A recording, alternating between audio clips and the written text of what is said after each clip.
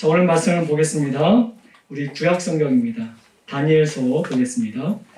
1231페이지에 있는 다니엘서 1장 우리 3절로 7절까지 있는 말씀을 함께 교독하여 살펴보도록 하겠습니다.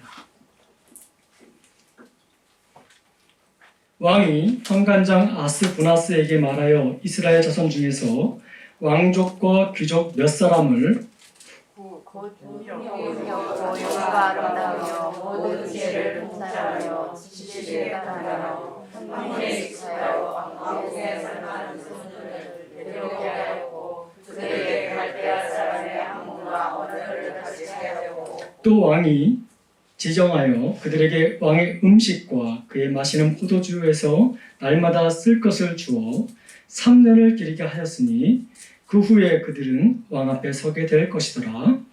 그 가운데는 유다 자손 곧 다니엘과 하나냐와 미사엘과 사사랴가 있었으니 함께 읽습니다. 환관장이 그들의 이름을 고쳐 다니엘은 벨드사살이라 하고 하나냐는 사드락이라 하고 미사엘은 메삭이라 하고 아사라는 아벤누고라 하였더라.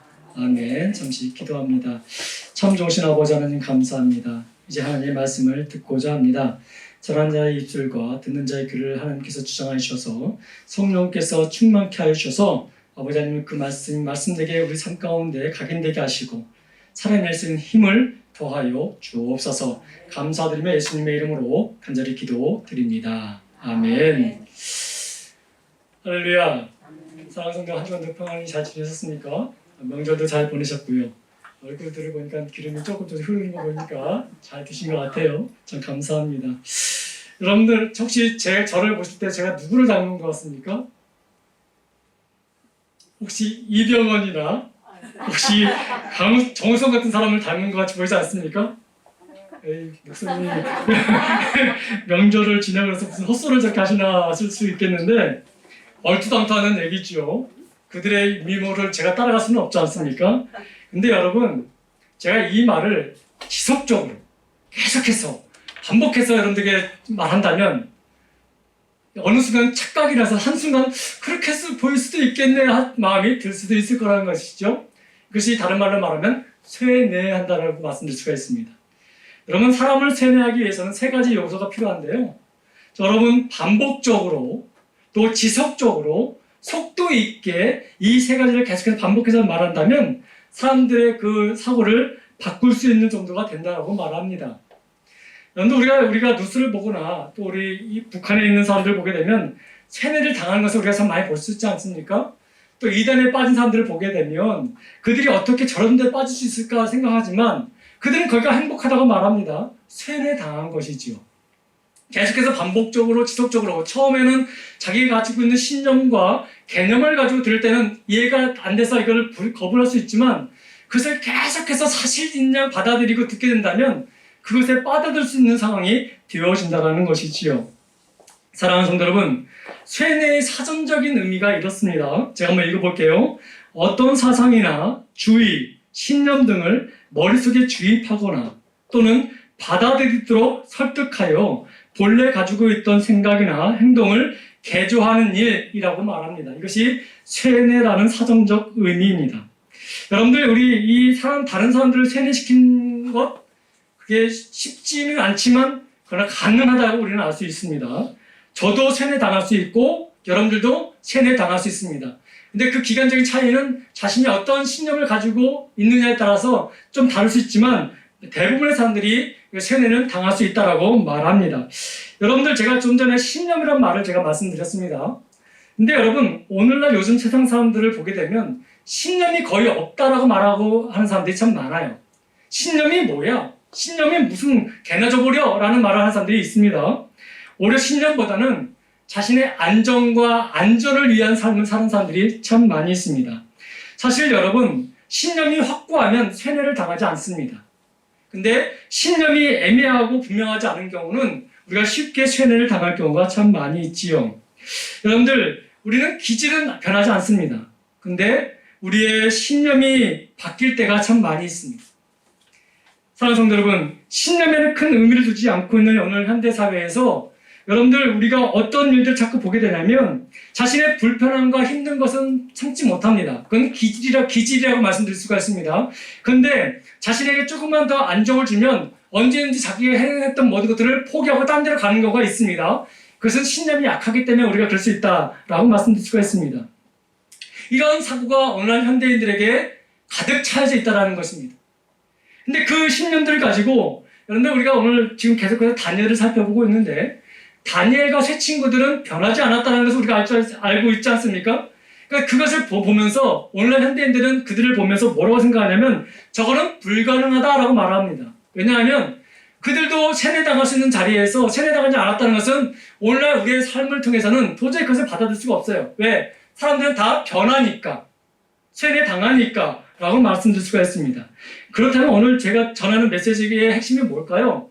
그들은 왜 바뀌지 않았을까예요. 어떤 이유에서 바뀌지 않았을까? 그들이 우리보다는 더 형편이 좋지 않았잖아요. 더 많은 유혹이 계속해서 몰려왔잖아요. 그럼에도 불구하고 우리는 변하는데 왜 그들은 변하지 않았을까? 도대체 그 원인이 무엇이었고 그것이 변하지 않도록 하시는 그 힘은 어디서 나왔을까? 라는 것을 오늘 우리 본문을 통해서 한번 살펴보자는 것이죠. 여러분들 오늘 느부갓네살 왕이 예루살렘을 포위했습니다. 바벨론의 왕이죠. 그 왕이 느부갓네살 왕이 예루살렘을 포위하고 유다 왕을 비롯해서 또 왕족과 귀족의 자녀들을 포로로 끌고 갑니다. 힘으로 유다를 점령하기보다는 유다의 차세대 지도자감들을 동화시키고 또 세뇌시켜서 그들을 통해서 자발적으로 다음 세대들이 계속해서 이 바벨론을 섬기도록 하게 하는 그런 전략을 피고 있었다는 것입니다. 이거는 굉장히 무서운 것입니다. 이런 전략을 우리나라도 당한 적이 있지요. 일제강점기 때 일본 사람들이 심한 박해됐지만 우리를 개조화시키고 우리를 세뇌시키기 위해서 뭘 했냐면 이름을 바꾸는 일들을 했고 말을 바꾸는 일들을 행하지 않았습니까? 그런 일을 하면서 자발적으로 계속해서 우리가 자신들의 노예적인 삶을 살게 하도록 하는 그런 정책을 피고 있었다는 것이죠.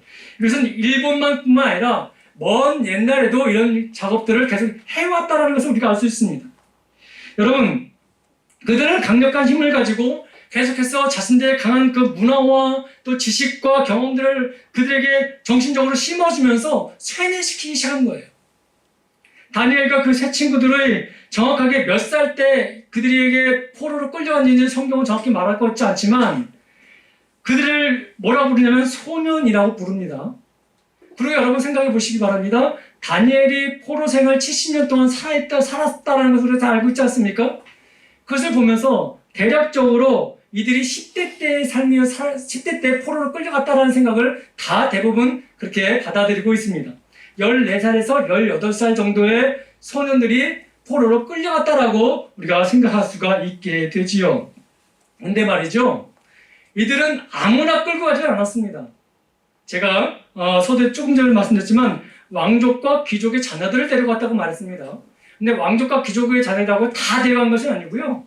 어떤 조건을 내세웠는데 그 조건을 오늘 사절에서 우리에게 말하고 있습니다. 사절 한번 볼까요? 그 자녀들뿐만 어떤 면에서 뛰어난 자녀들을 택했냐면 이런 자들을 택했습니다. 곧 흠이 없고 용모가 아름다우며까지는 우리가 다 해당될 수 있을 것 같아요. 그죠? 공감을 안 하십니까? 근데 여러분 그 뒤편부터 한번 보시기 바랍니다. 그것도 조건이 또 있어요. 모든 지혜를 통찰하며 지식에 통달하며 학문에 익숙하여 왕궁에 설만한 소년이라는 분명한 전체적인 조건이 달려 있습니다. 그러니까 여러분 지금 끌려간 아이들 중에서 또 왕궁에서 또 이렇게 뽑힌 애들은 어떤 자들이에요? 용모도 깨끗할 뿐만 아니라 지혜롭고 지식이 있는 것처럼 보이는 왕궁에서 서도 부끄러움 당하지 않을 정도의 아이를 데리고 갔다는 것을 우리가 보여주고 있습니다. 그런데 모든 면에서 탁월한 아이들이라고 말씀드릴 수가 있어요. 요즘 말로 말하면 이런 아이들이겠죠. 여러분들 엄친아라는 말을 아십니까? 엄마 친구의 아들. 그러니까 항상 엄마 친구의 아들은 똑똑하고 멋있고 잘생기고 자기보다 낫지 않습니까? 그러니까 여러분 또 뿐만 아니라 완소남이라는 말을 아십니까? 완전 소중한 남자. 그러니까 이런 아이들을 지금 데리고 갔다는 것입니다. 그런 탁월함 때문에 그들의 현실은 여러분 더 큰 유혹으로 받아들일 수밖에 있겠죠. 비록 포로 생활이었지만 특출나서 뽑혔으니 나름대로 마음속에 뭐가 있을까요? 큰 우월의식이나 자긍감이 있지 않겠습니까? 물론 포로였지만 여러분 그런 현실이 이 아이들 앞에 펼쳐졌으니까 얼마나 큰 유혹이 되겠습니까? 그죠? 나름대로 뽑혔기 때문에 자신들의 그 자긍심이 하늘을 찌를 수 있었던 상황이 펼쳐진 거예요. 비록 포로의 신세였지만 그런 가운데서 택함을 받았다는 것은 굉장히 택함 받은 자의 입장에서는 굉장히 우월의식이 나타날 수가 있습니다. 선택된 자의 자긍심이 그것이 조금만 더 발달하면 뭘로 발달하면 교만으로 발달할 수가 있지요. 자, 함께 포로로 끌려왔던 사람들 중에 뽑히지 않은 사람들은 남의 그 나라 바벨론 사람들의 발을 닦아주거나 막노동을 하거나 그런 삶을 계속해서 살아가야 되는데 자기들은 왕이라는 자리에 그 자리에 함께 있고 그 교육을 받으니 얼마나 자긍심이 높았겠습니까? 그런 유혹이 펼쳐진 상황이었지요. 교만으로 나가기에 충분한 유혹을 받고 있는 상황에 있었다라는 것입니다. 뿐만 아니라 느부갓네살은 그런 조건만 가지고 왔던 것이 아니라 그런 아이들을 데려다가 뭘 했냐면 갈대아 사람의 최고의 학문과 언어를 가르쳐줬다라는 거예요. 여러분 지금 10대라고 말씀을 제가 아까 드렸지 않습니까?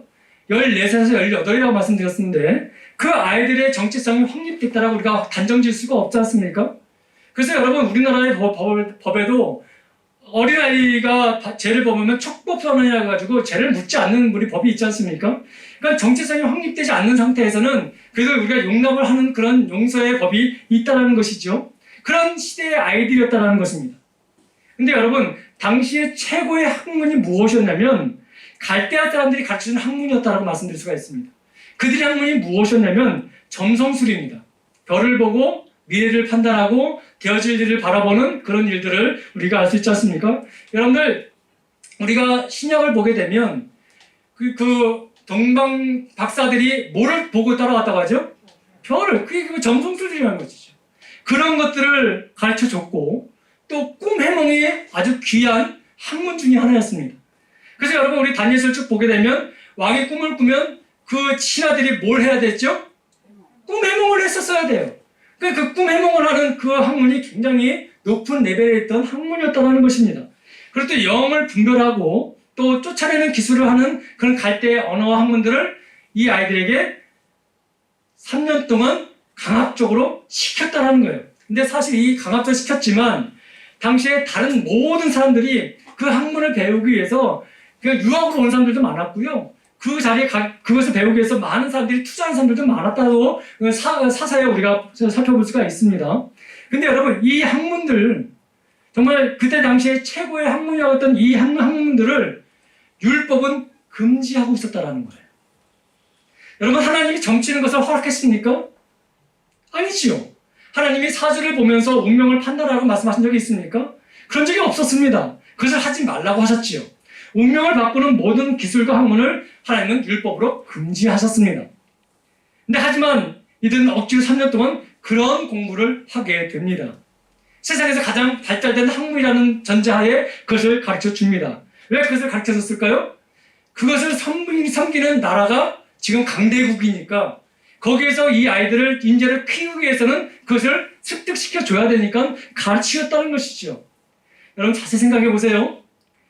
당시의 최고의 교육을 최고의 환경에서 최고의 학자들에게 3년 동안 여러분 공부를 받았다면 교육을 받았다면 변하지 않는 사람이 있었을까요? 매일 그것을 배우고 들으면서 하나님의 말씀의 신앙을 지킬 수 있었을까요? 그것이 쉬웠을까요?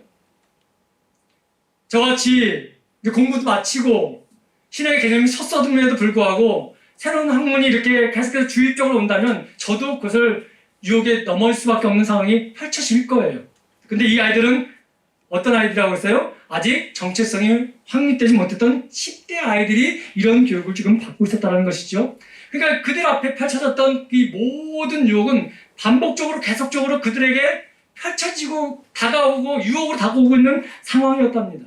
그러니까 여러분 이것을 자기 신앙을 지키고자 한다는 것 결코 쉬운 것 아니지요. 제가 경험을 한번 얘기해 드리겠습니다. 제가 청년 대학생들을 양육했던 시절이 있었습니다. 부교육자로 말이죠. 그 중에 한 아이가 대학을 우리나라에 좋은 대학을 들어갔는데 자기의 꿈이 유엔에서 일하는 것이 꿈이었습니다. 그래서 그 아이가 미국으로 유학을 갔네요. 근데 그 가정은 어떤 가정이었냐면 정말 부모님이 신앙 가운데 정말 헌신적으로 이 아이들뿐만 아니라 다 잘 자랐던 그 가정이었어요. 그러니까 저 다른 가정은 시험이 들어도 저 가정만큼은 시험이 들지 않을 거다라는 확신이 대부분이 가지고 있던 가정 중에 하나였다는 것이죠. 근데 그 아이가 1년 만에 방학 때 돌아와서 뭐라고 얘기하냐면 그동안 나는 우물한 개구리였다고. 나는 교회에서 세뇌를 당했다고. 라고 말하는 것이었어요. 그래서 저는 그 학생에게 이런 얘기를 했습니다. 네가 1년 동안 학교에서 배운 것이 세뇌를 당한 거지 교회에서 세뇌당한 것이 아니다. 라고 말하면서 세뇌가 문제가 아니라 결국은 너의 신념의 문제였다라고 말했습니다. 하지만 그 학생은 계속해서 거기서 유학을 공부를 하면서 졸업하고 한국에 들어오지 않냐고 교회마저 떠났다라고 부모님들에게 얘기를 들었어요. 참 안타깝지요. 새로운 학문과 새로운 지식을 받을 때 우리는 정신을 차리지 못해요. 또 다른 새로운 것이 들어오니까 그냥 이게 진리인가 보다 하는 경우가 많이 있지 않습니까? 근데 여러분 그것에 세뇌를 당하게 되면 떠나게 되는 것이죠. 그런 환경이 지금 누구한테 펼쳐졌어요? 포로로 끌려온 아이들에게 지금 펼쳐지고 있었다는 것입니다. 그 소년들이 당시 최고라고 말하는 갈대의 학문을 가르치는 노련하고 실력 있는 선생들과 겨루어서 이길 수 있었을까요? 자신들의 믿음 신앙을 변화할 수 있는 그 기회조차 받지도 않았을 뿐만 아니라 그들의 실력으로는 도저히 이 선생님들을 당해낼 수 있는 재간이 없어요, 여러분. 여러분, 뿐만 아니라 이 아이들은 아까도 사실 말씀드렸지만 정체성이 아직 확립되어 있지 않은 상황이기 때문에 지식도 그렇게 높지가 않아요. 아무리 업무에 뛰어내도 이 능수능란한 그 교수들을 당해낼 재간이 이 아이들은 없지요. 근데 여러분 이렇게 뽑힌 아이들 중에 4명의 아이가 지금 성경에 우리에게 등장시켜주고 있습니다. 그때 몇 명이 뽑혔는지는 정확히 알 수가 없어요. 왜냐하면 성경에는 그 숫자를 기록하고 있지 않기 때문에요. 근데 여러분 그 사람들 중에서 4명의 이름이 언급되는데 그 아이들이 특출나다는 것을 우리에게 지금 보여주고 있습니다. 여러분 3년 후에 이 아이들이 다 왕 앞에 서서 그 면접을 대하는 그런 일들을 우리에게 보여주고 있는데 오늘 본문은 아니지만 다니엘서 1장 19절에서 20절 말씀을 보게 되면 어떻게 이 아이들을 소개하는지 우리에게 보여주고 있는데 한번 보겠습니다. 함께 읽겠습니다. 왕이 그들과 말하여 보매 무리 중에 다니엘과 하나냐와 미사엘과 아사랴와 같은 자가 없으므로 그들을 왕 앞에 서게 하고 왕이 그들에게 모든 일을 묻는 중에 그 지혜와 총명이 온 나라 박수와 술객보다 10배나 나은 줄을 아니라. 여러분 대단하지 않습니까? 3년 만에 선생님을 능가하는 실력자가 됐다는 거예요. 다시 말씀드리면 최고의 학문을 3년 만에 마스터했다라고 말씀드릴 수가 있는 거예요. 온 나라 박수와 술객보다 그 지혜가 10배나 나았다라. 이 말은 무엇이냐면 이들은 3년 동안 뭘 배웠다라는 거예요. 이것만 배웠다라는 거예요. 이것만. 다른 것이 주입이 안 되고 세상 학문에 거기 또 최고의 실력이라는 하나님이 범했던 율법에서 거기 금했던 이것만 3년 동안 주구장창 배웠다라는 거예요. 그래서 그들을 가르쳤던 선생들보다 얘들이 10배나 더 뛰어나게 됐다라고 말하고 있습니다. 그러니까 얼마나 이 아이들이 이것을 공부했겠냐는 얘기예요. 세상 학문에 그들은 굉장히 뛰어났습니다. 그런데도 불구하고 그 바벨론 학문이 당시에 가장 그 높은 학문이라고 말하고 있지만 그 학문에 이 아이들은 믿음이 동의되지 않았다라고 우리에게 보여주고 있습니다. 저는 이 부분이 굉장히 저에게 신기하고 놀랍게 다가왔습니다. 그들이 얻은 학식과 학문이 그들의 믿음을 바꿀 수 없었다라는 것을 말하고 있는 거 아니겠습니까? 그들이 얻은 학식과 학문만 가지고도 포로 생활이지만 남부럽게 사람들보다 더 높은 자리에서 좋은 조건에서 살아갈 수 있는 조건이 되지 않습니까? 근데 여러분 그 조건을 이 믿음과 바꾸지 않았다라는 것입니다. 뿐만 아니라 여러분 우월의식도 있었고 또 학문적 영향력 있는 그런 능력도 지금 유혹으로 받고 있지만 또 다른 유혹이 무엇이냐면 음식적인 요소도 있었다라는 것입니다. 여러분 오늘 본문 말씀을 보면 왕이 그들에게 3년 동안 왕의 음식도 주었고 또 그가 마시는 포도주를 나누어 주었다라고 말하고 있습니다. 여러분 이것은 그냥 단지 음식을 준 게 아닙니다. 여러분 당시의 상황은 한 민족이 다른 민족을 이기게 되면 우리가 이겼다고 얘기하지 않고 우리의 신이 이겼다고 말합니다. 그러니까 여러분 이 지금 바벨론이 이 유다를 지금 이겼다고 말씀드렸지 않습니까? 그러면 지금 사고가 다 어떤 사고예요? 바벨론 신이 내가 믿는 여호와의 신문을 이겼다라고 하는 사고가 지금 들어와 있다는 것입니다. 그러니까 여러분 누가 더 어떤 신이 더 세다고 생각하는 거예요 지금? 바벨론 신이죠. 근데 여러분 이 왕이 먹는 이 음식은 항상 먼저 좋은 것을 가지고 그 신에게 제단을 드린 다음에 그 제단된 음식이 왕에게 오게 되고 그 다음에 신하들에게 가는 것이 그 아예 딱 법으로 정해져 있어요. 그 음식을 나눴다는 것입니다. 그 말은 무슨 말입니까? 신앙의 정체성마저 흔들리게 하겠다는 것을 이 바벨론 사람들이 지금 이 유다 청년들에게 하고 있다는 거예요. 여러분 사실 한번 보세요. 포로로 왔잖아요. 지금 이 아이들이 유학 온 게 아니에요. 잘 먹고 있다가 유학 가는 것이 아니라 포로로 끌려왔어요. 포로는 어떤 삶입니까? 아무것도 누릴 수 있는 것이 없고 산에 지면은 아예 꿈도 못 꾸는 상황 아니겠습니까? 그런데 여러분 왕이 먹는 음식을 이 아이가 먹게 된다면 그 유혹은 어떻겠습니까? 신앙이 문제겠습니까? 오늘날 많은 사람들이 이것 때문에 많이 넘어진 사람은 얼마나 많이 있습니까? 근데 여러분 교육적인 측면에서 보게 되면 이렇습니다. 벌을 주어가지고 아이들을 변화시키는 것은 없지만 칭찬으로 사람은 바꿀 수 있다는 말이 있습니다. 여러분 이 사람들이 이 왕의 음식과 포도를 주면서 이 아이들을 얼마나 격려했겠습니까? 잘 먹어라, 맛있게 먹어라, 얼마나 충만했겠습니까? 그러니까 여러분 우리나라 그 속담에도 이런 말이 있지 않습니까? 칭찬은 고래도 춤추게 한다. 채찍보다는 당근의 교육이 훨씬 더 효과적이라는 것을 우리에게 말하고 있지 않습니까? 여러분 한번 생각해 보세요. 갑자기 호화스러운 대접을 받으면 내가 뭐가 된 줄 착각할 때가 있지 않습니까? 그냥 김치에 밥을 먹다가 대통령이 나를 불러가지고 계속해서 3년 동안 같이 식사를 한다면 내가 뭐가 됐냐 그렇게 의시될 때가 있지 않겠습니까? 여러분 돈을 많이 벌다 보니까 사람들이 저 사람 돈 버니까 많이 변했네 이런 말 많이 하지 않습니까? 여러분 높은 지에 올라가니까 다 저 사람 참 많이 변했네 사람들 많이 무시하네 올체적 생각 못하네 이런 얘기 들을 때가 참 많이 있어요. 일반적인 모습들이에요. 가난한 사람들에게 무엇을 나누자고 자꾸 가난한 사람들과 얘기하는데 다른 사람들이 그 가난한 사람들과 자신을 동급 취급하면 은근히 속에서 열불이 나는 것이 우리의 모습 아닙니까? 넉넉해지고 여유가 생길 때 긴장하지 않으면 신앙생활도 해이해질 뿐만 아니라 다른 사람들을 무시하는 삶을 살게 된다는 것을 우리는 잘 알고 있습니다. 특히 여러분 10대 소년들에게 왕이 먹는 음식을 먹이고 최고의 포도주를 먹여서 그들을 귀빈 대접했다면 어렵지 않게 그의 문화에 동의할 수 있는 사람들이 참 많았을 거라는 얘기죠. 그런 삶을 포기한 사람들이 몇이나 있겠습니까?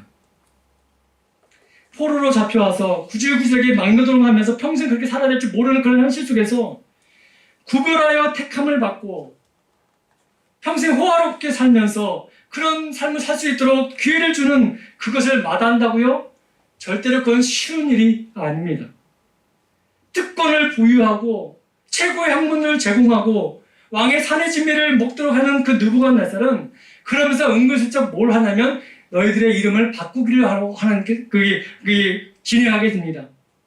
그래서 여러분 이 소년들은 아주 바벨론 사람 만들기 위해서 그런 정책들을 피고 있을 때 다니엘의 이름이 뭔지 아십니까 여러분?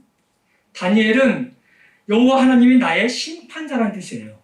다니엘 이름이 그렇습니다. 그러니까 여러분 성경에 나오는 이름들은 그 사람의 정체성과 그 나라의 정체성을 우리가 보여주는데요. 이스라엘 그 유다 백성 가운데 다니엘의 이름이 뭐라고요? 여호와 하나님은 나의 심판자라는 거예요. 그는 나를 심판하실 분이 여호와신데 그분이 그 앞에 내가 잘해야 되지 않겠습니까? 근데 뭘로 바꾸냐면 벨드사살로 바꿉니다. 뭐냐면 이 벨이라는 것은 당시 바벨론이 섬기는 우상 중에 하나인데 벨이 나의 삶을 지킨다는 뜻이에요. 벨드사살. 그러니까 완전히 신앙을 바꾸는 거 아니겠습니까? 신앙의 정체성을 바꾸는 거예요. 강제로 창시개명을 하는 것이죠. 여기서 많은 사람들이 개조하겠다는 의지가, 여기서 이 사람들을, 이 바벨론은 어떤 의도를 갖고 있습니까? 너희들을 완전히 영적으로, 육적으로 완전히 변화시키겠다는 의도가 담겨져 있는 이런 사고였다는 것이죠. 정체성을 완전히 바꾸겠다는 거예요. 자, 다니엘이 이 사실을 알았을까요? 몰랐을까요? 알았다라는 거예요. 이 10대 때 어린아이가 이것을 알았다라는 거예요. 그래서 여러분, 자신을 부를 때 다니엘은 항상 나는 벨드사살이라고 말하지 않았습니다. 그렇게 불렀던 사람들에게, 너는 이제 벨드사살이야 말했던 사람들에게 대적해서 이길 힘은 없었지만, 그럼에도 불구하고 자기는 끝까지 뭐라고 얘기하냐면 나는 다니엘이다 라고 말하고 있는 거예요. 자신의 정체성을 빼앗으려 하던 세상적인 유혹 앞에서 나는 그래도 그리스도인이다 라고 말하는 것과 똑같다라는 것입니다.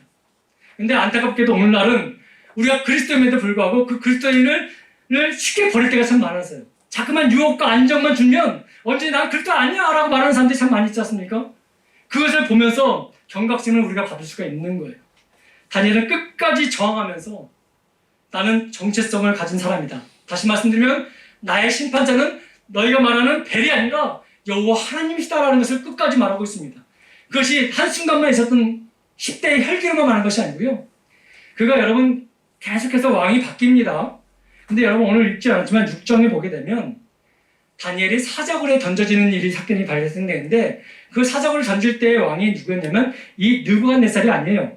다리오 왕이에요. 다리오 왕. 그 다리오 왕이 그 다니엘을 굉장히 아꼈기 때문에 넣었음에도 불구하고 그 다음날 잠을 못 자다가 일어나서 다니엘로 찾아갑니다. 다니엘을 던진 그 굴에 찾아갑니다. 그래서 뭐라고 불렀냐면 벨드사살아 그걸 부르지 않았어요. 여호와 하나님의 종 다니엘아 불렀던 것이에요. 그 말은 무엇입니까? 정권이 바뀌고 왕권이 바뀌어도 다니엘은 끝까지 자신의 신념을 가지고 뭘 했다는 거예요? 자신의 신앙의 정체성을 지켰다는 거예요. 그 나라 최고의 왕인 다리오 왕이 다니엘을 벨드사살아 안 부르고 다니엘아 부를 정도로 다니엘을 끝까지 지켰다는 것입니다. 그렇다면 여러분, 이 다니엘서를 통해서 그렇다면 이 다니엘이 어떻게 이런 상황을 해낼 수 있었을까요? 어떻게 반복적으로 지속적으로 세뇌시키는 이 현실 속에서 어떻게 그 다니엘과 그 친구들은 이 상황 속에서 이겨낼 수 있었을까요? 이것이 다니엘서가 우리에게 던지는 메시지예요. 오늘날 우리를 유혹하고 미혹하고 세상이 더 좋다고 하나님 믿기보다는 세상을 믿으라고 말하는 이런 그럴듯한 유혹 속에서 어떻게 우리가 이길 수 있겠냐는 얘기예요. 근데 여러분, 다니엘은 그 이김을 우리에게 지금 보여주고 있다는 것입니다. 여러분, 어떤 사람이 유혹과 위험을 물리칠 수 있겠습니까? 여러분, 교회가 세속화되는 것을 어떻게 이겨나갈 수 있겠습니까? 여러분이 그리고 제가 정할 수 없는 몰려오는 그 세상의 달콤함과 그 두려움을 우리가 어떻게 이겨나갈 수 있을까요? 교회가 성장할 때의 그 달콤함과 교회의 성장이 멈췄을 때, 그렇지 않을 때의 그 두려움을 어떻게 초월할 수 있었을까요? 여러분, 사업이 잘 될 때의 그 달콤함과 사업이 안 될 때의 그 불안함을 어떻게 극복할 수 있을까요? 우리는 믿음으로 산다는 것, 현실적으로 무모하고 힘든 것이라는 것을 우리는 잘 알고 있습니다. 성경은 다니엘과 그 친구들이 이렇게 해서 이겼다라고 말해주지는 않고 있습니다. 오늘 읽지 않았지만 가령 8절에 보면 다니엘이 뜻을 정했다라는 말이 나옵니다. 아, 그럼 뜻을 정하면 되는 건가? 의문이 생길 때가 있어요.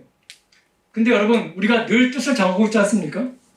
해가 바뀌기 전에 항상 뜻을 다시 정하고 어떤 특별한 계기가 되면 또 뜻을 정하지 않습니까? 근데 그 뜻이 얼마나 허무하게 무너지는 것을 우리는 잘 경험하고 있지 않습니까?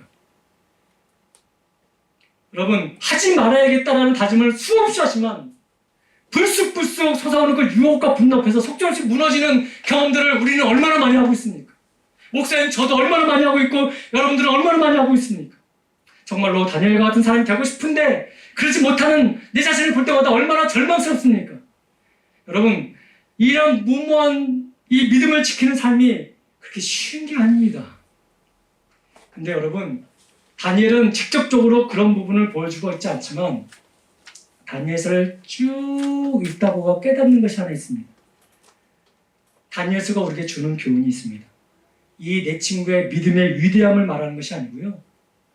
그 어려움 속에서도 그 계속되는 유혹과 세뇌 속에서도 하나님의 약속의 신실함은 계속 되어진다는 것을 지금 다니엘서는 우리에게 증거하고 있다는 것입니다.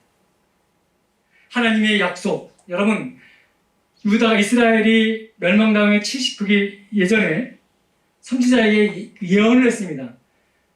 이스라엘이 멸망당하지만 포로로 끌려가지만 70년 후에 다시 돌아온다라는 하나님의 약속이 분명히 있었습니다. 근데 그 약속을 완전히 끊지 아니하시고 이 어린 아이들, 이 다니엘부터 시작해서 이 친구들을 통해서 그 약속이 점점 계속 이루어지고 있다는 것을 우리에게 지금 보여주고 있는 내용이 바로 이 다니엘서입니다. 다시 말씀드리면 하나님의 약속은 끊어진 것이 아니라 신실하게 계속 이루어지고 있다는 것을 우리에게 지금 말씀하고 있습니다. 그러니까 우리에게 던져진 메시지가 무엇입니까? 지금 어렵지만, 지금 유혹이 여러분들 계속해서 세뇌시키려고 여기 달려들고 있지만 그것들이 하나님의 나라를 거스를 수 없고 하나님의 백성들을 무너뜨릴 수 없기에 너희는 흔들리지 말고 그 신실한 하나님의 약속을 붙들고 살라라는 것을 지금 다니엘서는 우리에게 지금 증거하고 있다는 말씀입니다. 세상의 유혹은 정말로 엄청난 것입니다, 여러분. 그 달콤함은 이루 말할 수 없습니다. 그것을 거부하지 못해서 세상으로 돌아간 사람들이 얼마나 많이 있습니까? 성경에도 여러분 바울과 같이 성경에 활동했던 데마 또한 다시 세상으로 나갔다라는 내용들이 우리에게 펼쳐질 뿐만 아니라 많은 사람들이 무리로 전락하는 경우를 우리는 참 많이 보지 않습니까? 그렇든 여러분, 세상의 유혹은 우리가 감당하기 힘든 것조차 굉장히 힘들게 만드는 그런 사고가 있습니다. 그럼에도 불구하고 우리가 무작정 그것을 따라갈 수 없는 것은 매일 넘어짐에도 불구하고 그 싸움, 세상과의 싸움을 포기할 수 없는 것은 그럼에도 불구하고 하나님의 신실함이 계속해서 우리와 함께 있다는 것입니다. 이어나가고 있다는 것입니다. 그 신실함이 어디까지 오게 됐습니까? 예수 그리스도를 통해서 우리가 완전히 보여주고 있지 않습니까? 그리고 그 예수 그리스도께서 우리에게 뭐라고 말씀하셨습니까? 그 하나님의 신실함이 땅끝까지 이르러 너희가 내 증인 될 때 내가 너희와 함께 한다는 그 신실함으로 우리에게 보여주고 있지 않습니까? 그 은혜의 신실함이 지금도 우리의 삶 가운데 나타나고 있지 않습니까? 죽을 것 같았습니다. 말명한 것 같이 보였습니다. 도저히 서선할 구멍이 없는 것 같이 보였습니다. 그럼에도 불구하고 이곳까지 있게 하시는 하나님의 은혜가 우리가 거부할 수 없는 거 아니겠습니까? 부인할 수 없는 거 아니겠습니까? 여러분, 지금 다니엘서는 다니엘의 믿음 대단하고 말하는 것이 아닙니다. 물론 우리가 볼 땐 대단하지요. 그 친구들 믿음 대단합니다. 근데 그것을 자랑하는 것이 아닙니다. 다니엘서는 우리에게 말하는 것은 무엇이냐면 그럼에도 불구하고 세상의 그 무지막지한 그 유혹과 미혹의 그 덩치에 불구하고 그럼에도 불구하고 하나님의 신실하심은 계속해서 너희와 함께한다는 것을 우리가 강조하고 있는 거예요. 그러니까 여러분, 다니엘 시대가 힘들었지만 사실 우리가 경험하는 이 시대도 결코 쉬운 건 아니지 않습니까? 그럼에도 불구하고 우리에게 주신 메시지가 이것입니다. 하나님의 신실하심을 여러분들은 기대하고 살아나는 것입니다. 절대로 바뀌지 않는 것. 여러분, 그것은 하나님의 신실하심이라는 것을 우리에게 말씀하고 있습니다.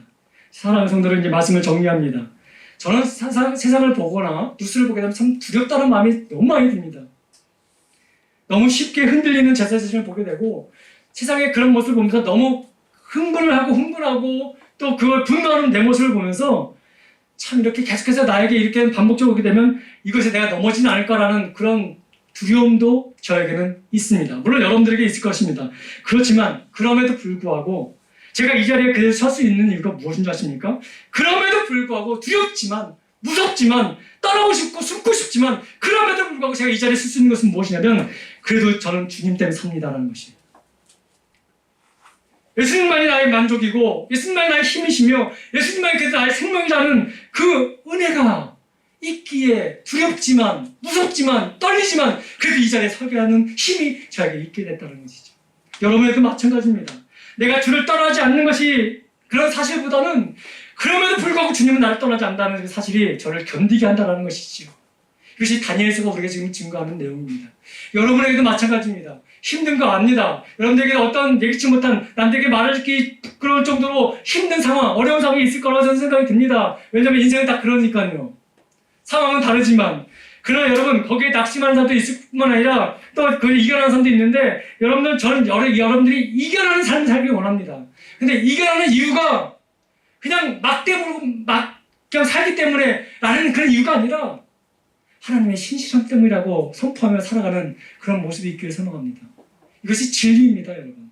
다니엘은 지금 우리에게 그것을 보여주고 있습니다.